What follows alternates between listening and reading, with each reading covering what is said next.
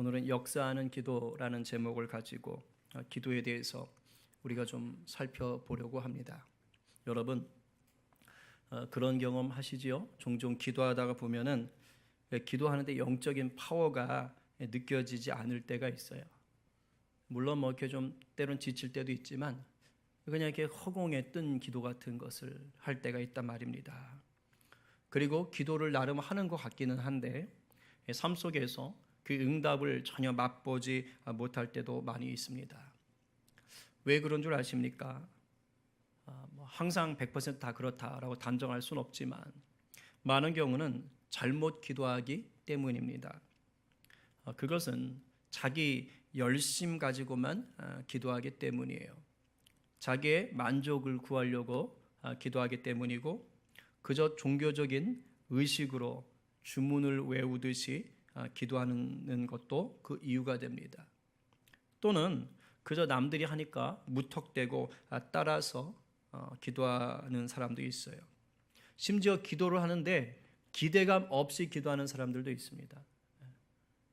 기대감이 없는 거예요. 기도를 하면서도. 이런 기도는 영적인 파워가 없습니다. 하나님이 역사하시지를 않는다 이 말이에요. 왜냐하면 하나님이 받으실 만한 기도가 아니기 때문이에요. 하나님과 상관이 없기 때문입니다. 승리하는 기도를 하는 분들의 기도는 달라요. 그분들의 기도는 영적인 파워가 느껴집니다. 영적인 파워라고 하니까 무슨 큰 소리로 기도하는 걸 얘기하느냐 그런 게 아닙니다. 뭐 두 주먹 막 불끈 쥐고 막 허공을 때려가면서 소리를 지르고 막 슉슉슉 하면서 이런 걸 얘기하는 게 아닙니다. 소리가 크든 작든 동작이 크든 작든 상관이 없습니다. 영적인 파워가 느껴지는 기도, 승리하는 기도는 다른 게 아닙니다. 오늘 본문에 비춰보면 뭐냐? 하나님의 약속을 의지해서 확신을 가지고 기도하는 겁니다. 그러니까 승리하는 기도를 하게 되고 파워가 느껴지는 거예요. 믿는 구석이 있기 때문이지요. 오늘 본문은 엘리야가 갈멜산 꼭대기에 올라가서 비가 오기를 기도하는 사건을 그리고 있습니다. 그런데 엘리야가 밑도 끝도 없이 무작정 산 꼭대기로 올라가서 기도한 게 아닙니다. 엘리야는 하나님께서 하신 말씀을 확실히 믿고 그것을 의지해서 기도하러 올라갔습니다. 엘리야에게 주신 하나님의 약속은 우상 숭배가 가득하던 이스라엘에 하나님의 주권, 하나님의 통치를 확실히 알려주는 것에서 이제 시작이 됩니다. 17장 1절 이렇게 시작해요. 엘리야의 등장인데요. 한번 같이 읽어보겠습니다. 시작.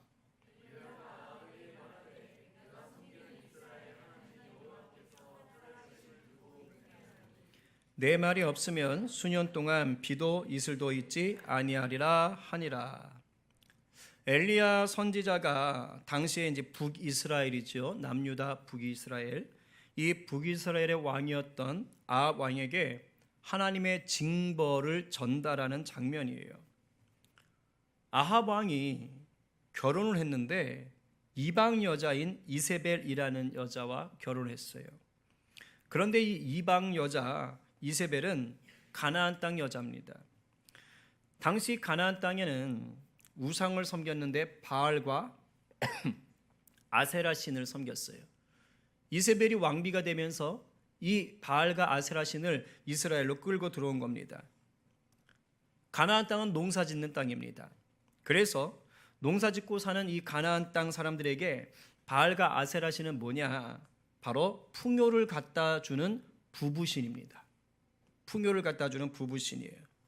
그들은 이 바알과 아세라 신을 기쁘게 해드려야지만이 하늘에서 비가 내리고 농작물이 잘 자라게 해준다라면서 당시에 어떤 의식을 치렀냐면 종교의식으로 음란한 행동들을 했습니다.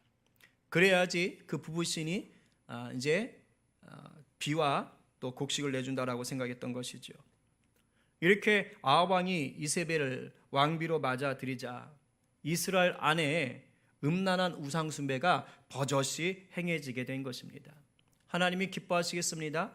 아니죠. 아주 경을 치게 되지요.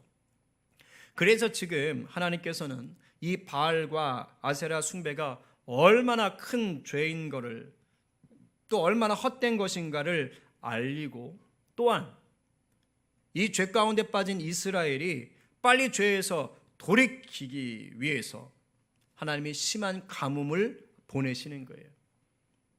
그래가지고 몇 년 이제 보내는 거지요. 3년 정도가 됩니다. 비는 바알이 내리는 게 아니다라는 것을 보여주는 거예요. 비는 하나님이 주시는 것이다라는 걸 보여주기 위해서 지금 비를 내리지 않는 겁니다. 하늘과 땅, 자연을 통치하시는 신은 오직 하나님밖에 없다는 것을 지금 엘리야를 통해서 전달하고 있는 것입니다. 그리고 이제 얼마간의 시간이 지났습니다. 이제 비를 내리실 거라고 다시 아합 왕에게 전하게 하시는 거예요. 18장 1절 말씀입니다. 같이 한번 읽어볼까요? 시작.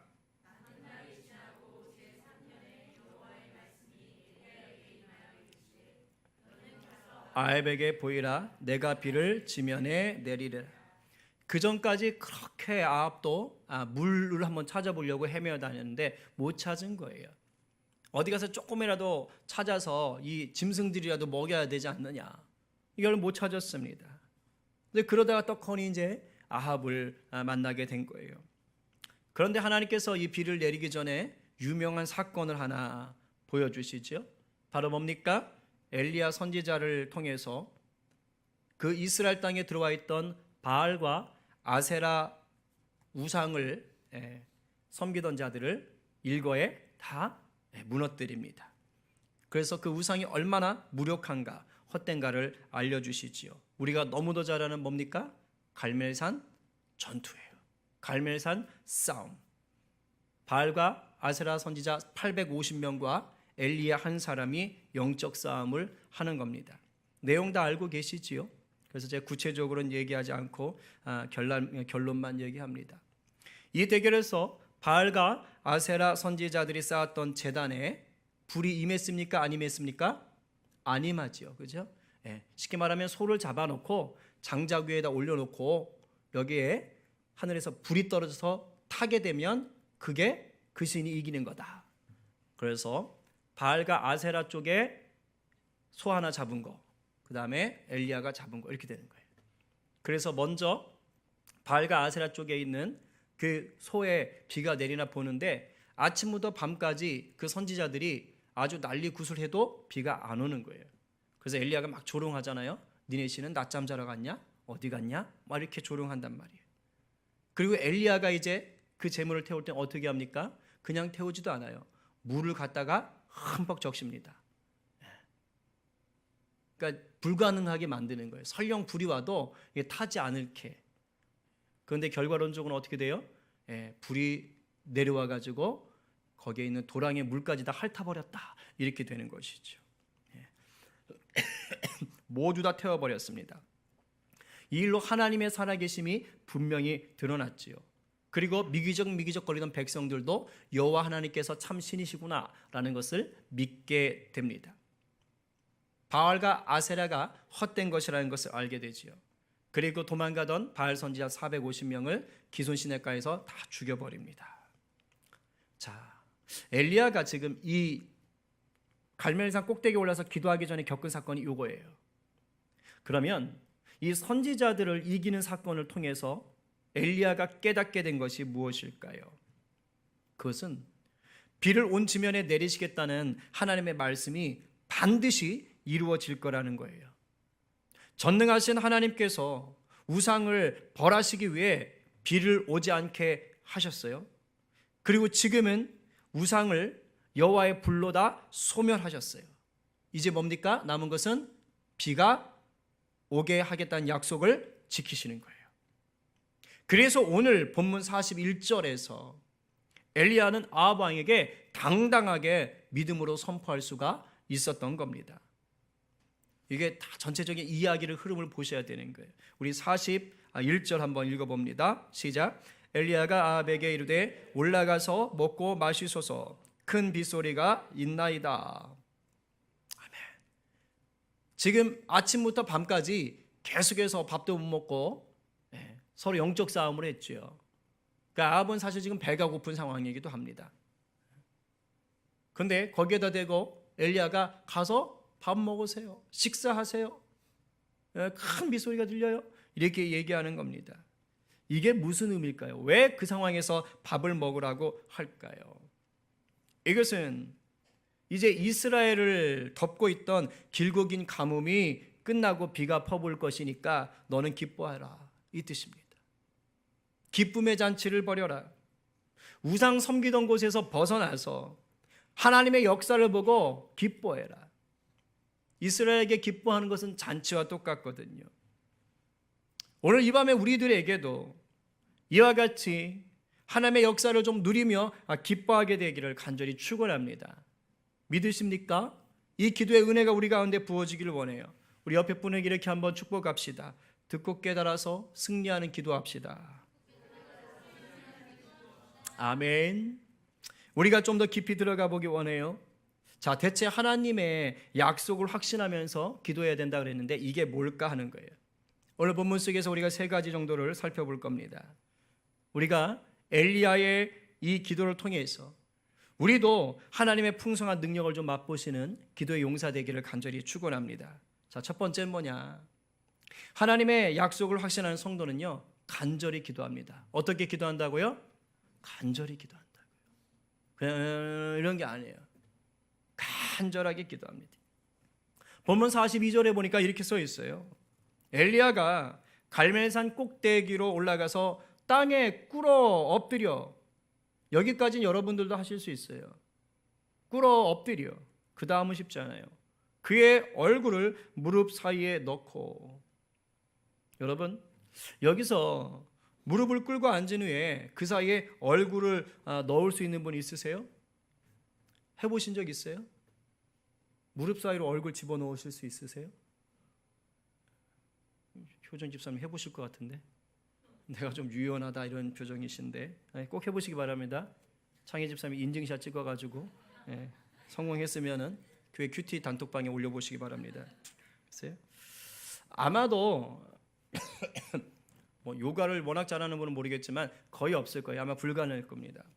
글쎄요? 엘리야가 요가를 잘했다라는 말이 아닙니다. 여기서 무릎 사이에 얼굴을 넣고 기도했다라는 것은 목숨 걸고 간절히 기도했다 이 말을 하는 거예요. 여러분도 무릎은 꿇을 수 있잖아요. 그죠? 근데 무릎 사이에 머리가 들어갈 정도로 기도하려면 얼마나 간절하게 기도해야 됩니까? 근데 왜 간절하게 기도했을까요?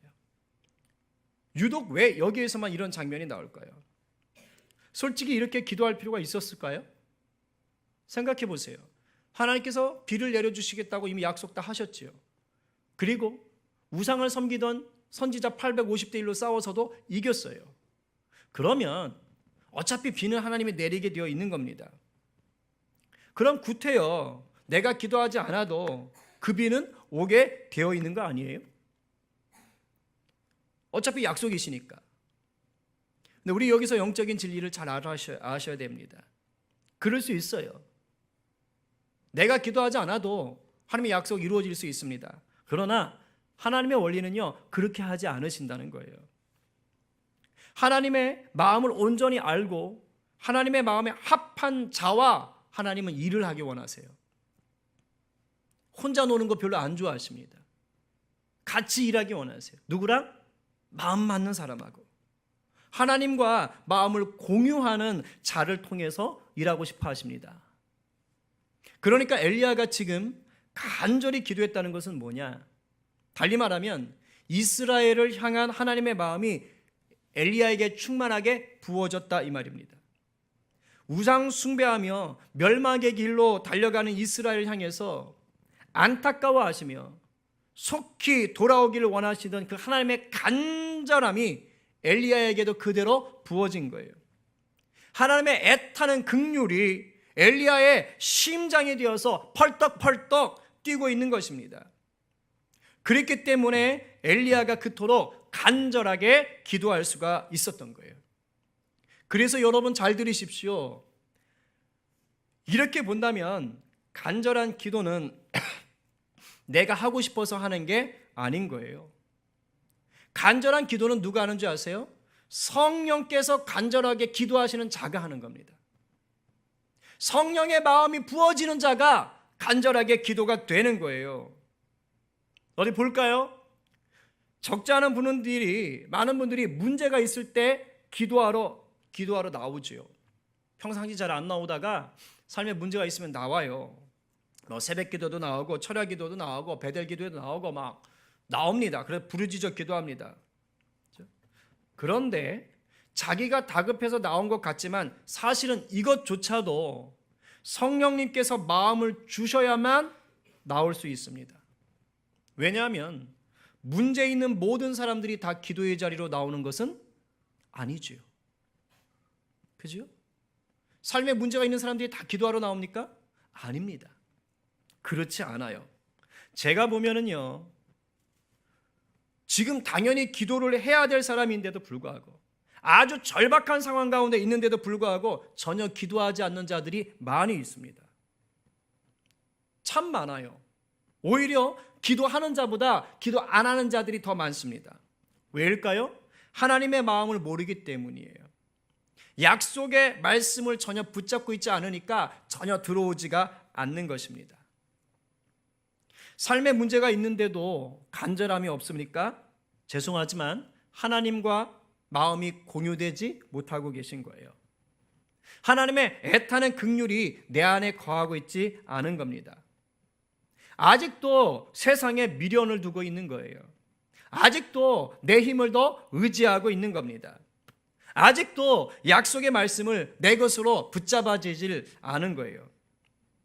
주님은 여러분에게 성경 66권이라는 엄청난 약속을 주셨습니다.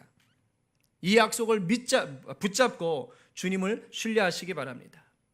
그리고 내 삶의 문제와 이 땅을 덮고 있는 이 어둠을 위해서 먼저 주님의 마음을 구하시기 바랍니다. 그럴 때 우리가 간절하게 기도할 수 있습니다. 간절한 기도가 기적을 만듭니다. 오늘 우리 안에 이 약속의 말씀이 넘치고 하나님의 마음이 부어져서 간절히 기도하는 용사로 거듭나기를 간절히 축복합니다. 이 간절한 기도를 통해서 놀라운 역사가 내 삶에, 우리 교회에, 그리고 민족과 열방 위에 일어나기를 다시 한번 축원합니다. 두 번째는요, 하나님의 약속을 확신하는 성도는 포기하지 않고 기도합니다. 자, 첫 번째가 어떻게 기도한다고요? 간절히 기도한다고. 쉽죠? 두 번째는 포기하지 않고. 이게 비슷한 것 같은데 조금 달라요. 제가 처음에 얘기했던 간절히 기도한다라는 것은 기도의 강도, 기도의 세기입니다. 기도의 강도나 기도의 세기예요. 그만큼 아주 강력한 거죠. 그런데 포기하지 않고 기도한다라는 것은 뭐냐? 기도의 생명력입니다. 기도의 길이에요, 길이. 간절한 기도가 하나님이 부어주시는 마음을 공유하는 거라면, 포기하지 않는 기도는 뭐냐? 하나님을 향한 절대적인 신뢰를 드러내는 것입니다. 본문 43절, 44절 상반절까지만 한번 같이 읽어보겠습니다. 시작.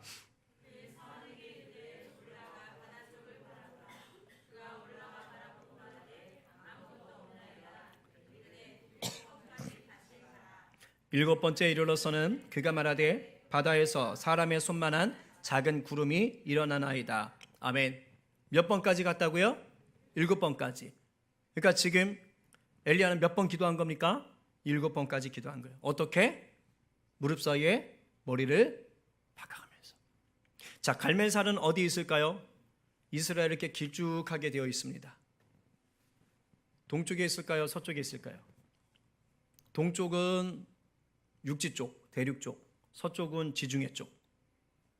딱 맞추셔야 되는데 어느 쪽에 있어요? 지중해 쪽에 있어요. 예. 그러니까 서쪽 지역에서 가장 높은 곳이에요. 갈멜산 거기 딱 올라가면 바로 지중해가 그냥 펼쳐져 있습니다. 그러니까 비구름이 오는 걸 제일 잘 볼 수 있겠지요, 그죠? 그러니까 엘리야도 알았던 거예요. 하나님 비를 주시면 비구름이 그쪽에서 몰아오겠구나 했던 거예요. 근데 지금 엘리야가 하나님 비를 주신다는 그 약속을 믿고 선지자들도 다 이겼어요. 예, 그런 가운데 기도하러 올라갔는데 기도 처음 했는데 안 오는 거예요. 근데 또 하는 거예요. 또 하는 거예요. 처음에는 응답되지 않았어요. 두 번째 할 때도 응답되지 않았어요. 종을 보내가지고 구름이 일어나는지 보라고 했는데도 하늘은 여전히 쨍쨍하기만 하는 거예요. 길고 긴 가뭄을 만들고 바짝바짝 말라버린 하늘. 오늘 우리 저기 하늘 보셨죠? 요즘 우리 한국 하늘. 아마 그럴 것 같아요. 그죠? 바짝바짝 타들어갑니다. 엘리야는 무려 7번이나 확인을 했습니다. 여러분, 여기서 7번은 단순히 그냥 하나 둘 셋 넷 다여서 7번일 수도 있고요, 상징적인 것일 수도 있습니다. 왜냐하면 유대인들에게 있어서 이 7이라는 숫자가 완전수예요. 그러니까 상징적인 수인 거예요. 그래서 여기서 엘리야가 7번 했다는 건 단순히 7번 가봐라 이런 것일 수도 있지만 기도가 응답될 때까지 했다 이걸 수도 있습니다. 지금 엘리야는 7번 기도라는 것은 그야말로 포기하지 않고 응답이 되는 그 순간까지 붙잡고 늘어졌다 이 말입니다. 많은 성도들이 하나님이 부어주시는 마음을 가지고 기도의 자리로 나오기는 합니다. 성령이 주신 마음이에요. 그런데 안타깝게도 하나님이 주시려는 열매를 제대로 맛보지 못하는 성도들이 의외로 많습니다. 왜일까요? 응답이 될 때까지 기도하지 않고 중간에 포기해서 그런 거예요.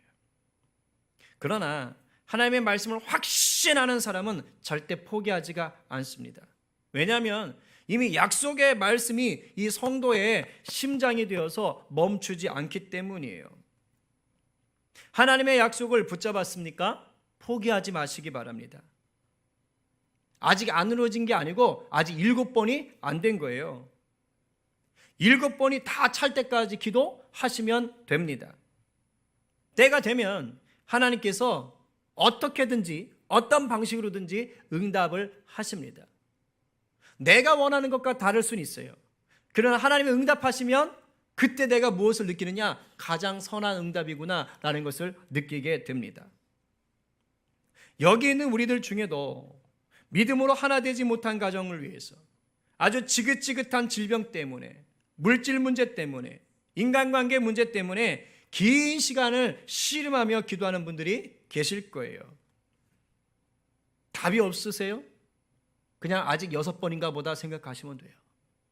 아직 7번이 안 됐나 보다 생각하시면 돼요. 포기하지 마십시오. 오늘 성령께서 우리 심령에 더 뜨거운 기대감을 부어주시길 간절히 축복합니다. 포기하지 마세요. 기도하여 승리를 보장받는 이 기도의 용사, 포기하지 않는 용사, 마귀가 혀를 둘레둘레 두르면서 지쳐서 떠나가게 만드는 그런 기도의 용사 되시기를 간절히 축복합니다. 세 번째는 뭐냐? 하나님의 약속을 확신하는 성도는 믿음으로 행동합니다. 첫 번째는 무슨 기도요? 간절히. 두 번째는 포기하지 않고. 세 번째는 믿음으로 행동하는 거예요.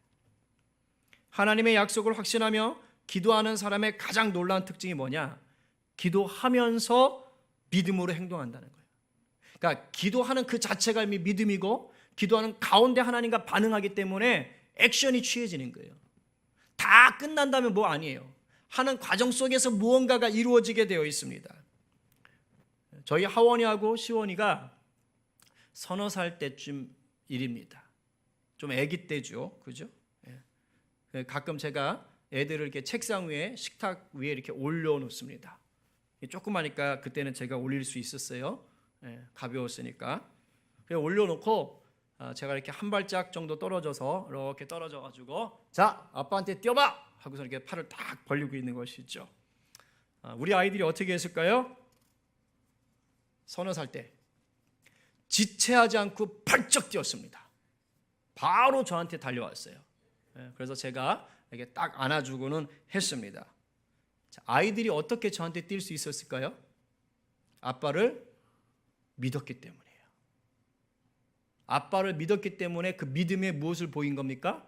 행동을 보인 것입니다. 추호도 의심하지 않았어요. 그러나 요즘은 저를 위해 뛰지 않습니다.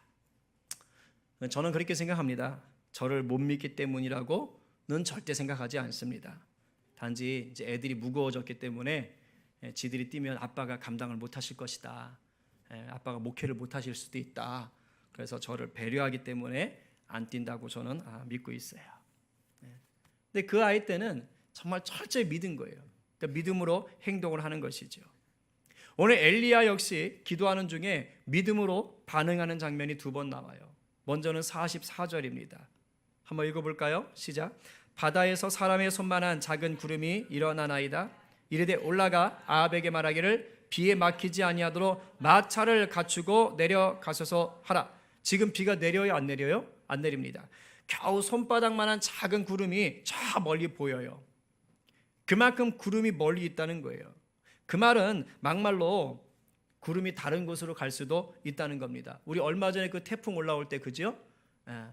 우리 그때 막 교회 이거 하느라고 태풍 오면 안 된다고 막 기도했잖아요. 우리 기도를 들으신 건지 하나님의 또 다른 계획이 먼저 있었는지 모르겠지만 일본 쪽으로 갔잖아요. 그죠? 저 멀리 있으면 이게 꺾어갈 수도 있는 거거든요. 그러니까 저 지중해 저 멀리서 조그맣게 보이는 거니까 이러다 사라지겠지 뭐 생각할 수도 있습니다. 아니면 생겼다가 소멸할 수도 있는 거예요. 그런데 포기하지 않고 기도한 엘리야는 자기 종을 통해서 작은 구름을 딱 보았을 때 확신했던 거예요. 드디어 하나님께서 역사하기 시작하셨구나. 이것을 알았던 거예요. 아직 비도 오지 않는데 산 위에서 먹고 마시던 아합 왕에게 이제는 빨리 비를 피해서 왕궁으로 가라고 얘기할 수가 있었던 거예요. 이게 바로 믿음의 행동입니다. 그런데 더 멋있는 믿음의 행동이 그 앞에 나왔었어요. 바로 41절 아까 우리 읽었던 겁니다. 엘리야가 아합에게 이르되 올라가서 먹고 마시소서. 그 다음 말이에요. 뭐가 있을까요? 큰 비 소리가 있나이다. 지금은요 아예 먹구름 자체도 보이지 않는 겁니다. 손바닥만한 구름도 보이지가 않는 거예요. 그야말로 쨍쨍하는 겁니다. 비가 올 기미도 없어요. 그런데 빗소리는커녕 아무것도 보이지 않는데 불구하고 엘리야가 무슨 소리를 듣고 있어요? 빗소리를 듣고 있어요. 빗소리도 어떤 빗소리? 큰 빗소리. 놀랍지 않으세요? 큰 빗소리가 있나이다. 큰 빗소리가 있나이다. 이게 바로 약속의 말씀을 믿고 하나님을 전적으로 신뢰하는 자에게 부어지는 은혜인 줄로 믿습니다. 아무도 듣지 못하고 있는 거예요. 그 주에 있는 사람 아무도 못 듣고 있는데 믿음으로 사는 이 사람은 듣고 있는 것입니다. 그래서 믿음이 좋은 사람이 무서운 거예요. 다른 사람들 다 안 된다고 얘기하는데 돼. 하나님 말씀하셨어. 이렇게 얘기하는 겁니다. 믿음이 있기 때문에 하나님의 일하심이 어떤 것인지를 분별할 수가 있는 것입니다. 손만한 구름을 보고 아합에게 말을 전달하는 것은 결코 김칫국 마신 게 아니에요. 성급한 것이 아닙니다. 믿음으로 살기 때문에 하나님의 일하심이 무엇인지 분별할 수가 있었던 거예요. 그러나 믿음이 없으면, 이 믿음의 행위가 없으면 어떻게 됩니까? 그냥 손바닥만한 구름밖에 안 보이니까 실망하고 포기할 수가 있어요. 그래서 간절히 포기하지 않고 기도하는 것도 중요하지만 제일 중요한 게 뭡니까? 이 믿음의 기도예요. 믿음으로 행동하고 믿음으로 도전하는 것입니다. 그래야 아직 온전히 이루어지지 않았음에도 불구하고 온전히 이루어질 것을 믿고 반응하고 행동하는 용사가 될 수 있습니다. 우리 모두가 믿음으로 행동하시면 그런 기도의 용사 되기를 간절히 축복합니다. 이렇게 간절히 포기하지 않고 믿음으로 반응하며 기도했을 때 어떻게 되었습니까? 이제 이 손바닥만한 구름이 이내 커져서 많은 구름과 바람을 몰아왔어요. 하늘이 캄캄해지고 큰 비가 되어 내렸습니다. 실제로 비를 피해 아합은 도망가야 됐어요. 여호와의 능력이 엘리야를 붙잡아 이제는 아합의 마차 앞에서 달려가게 합니다. 여러분, 갈멜산에서 이스라엘까지가 20km 정도 된다고 그래요. 20km 뛰어서 갈 수 있습니까? 없습니까? 못 가요? 마라톤 몇 킬로예요? 49.19km. 뛸 수 있어요. 뛸 수 있습니다. 그런데 문제는 뭡니까? 마차보다 앞에서 뛰기는 쉽지 않습니다. 그냥 뛰려면 뛰는데 마차를 앞질러서 뛸 수는 없어요. 그만큼 속도를 낼 수는 없어요. 이 말은 뭡니까? 바로 하나님의 능력이 그에게 임했다라는 것입니다. 왜 엘리야를 아방의 마차 앞에서 뛰어가게 하셨을까요? 그 이유는 여호와께서 이스라엘보다 앞서가시며 인도자가 되시고 보호자가 되신다는 것을 보여주시는 거예요. 하나님의 말씀을 믿고 따라가야 생명을 살리는 단비를 맛볼 수 있다는 이 말입니다. 아멘이십니까? 아멘이에요. 우리 모두가 말씀을 믿고 기도하며 나갈 때 우리보다 앞서가시며 역사하시는 하나님을 경험하게 될 줄로 믿습니다. 여러분, 하나님의 역사와 능력을 체험하는 이 승리의 기도가 엘리야만의 것이 아닌 것입니다. 여기 계신 저와 여러분도 다 가능합니다. 왜요? 말씀에 약속하셨기 때문입니다. 우리 야고보서 5장 17절 18절 쉬운 성경으로 한번 읽어보겠습니다. 시작. 엘리야도 우리와 같은 사람이었습니다. 그가 비가 오지 않기를 간구했더니 3년 반 동안 그 땅에 비가 오지 않았습니다. 그 후 다시 기도하자 하늘에서 비가 쏟아졌고 땅에서 다시 곡식이 자랐습니다. 엘리야도 우리와 같은 사람이었습니다. 아멘이에요. 뭘 말하는 겁니까? 엘리야가 특별히 대단한 능력을 가진 게 아니다 이 말입니다. 능력의 하나님께서 말씀을 약속으로 받은 엘리야에게 역사하셨을 뿐이라 이거예요. 오늘 우리는 엘리야보다도 더 큰 복을 누리는 자들이에요. 왜요? 엘리야에게는 없었던 신약 성경이 있는 겁니다. 얼마나 많은 약속들이 함께합니까? 주님의 지팡이와 막대기가 나를 보호하실 것이다. 내 입을 열라 내가 채우리라. 하나님께서 부르짖으면은 내가 응답하겠고 그가 은밀한 일을 보여주실 것이다. 세상 끝날까지 내와 너 함께함이니라. 이 밖에도 수많은 약속의 말씀들이 우리에게는 성경 속에 들어 있습니다. 그렇다면 이제 우리가 어떻게 해야 됩니까? 풍성한 약속의 말씀을 붙잡고 기도하시면 되는 거예요. 하나님의 능력을 체험하며 승리를 맛보실 수가 있습니다. 물론 때로는 저도 알아요. 너무 삶이 힘들고 바쁘고 괴로우면은요 정말 눈물과 신음밖에 나오지 않습니다. 기도가 안 될 수가 있어요. 하나님이 너무 야속하고 원망스러울 때가 있습니다. 그래서 나와도 넋두리밖에 안 되고 절규하고 자포자기하듯이 성전에 나오실 수가 있습니다. 괜찮아요.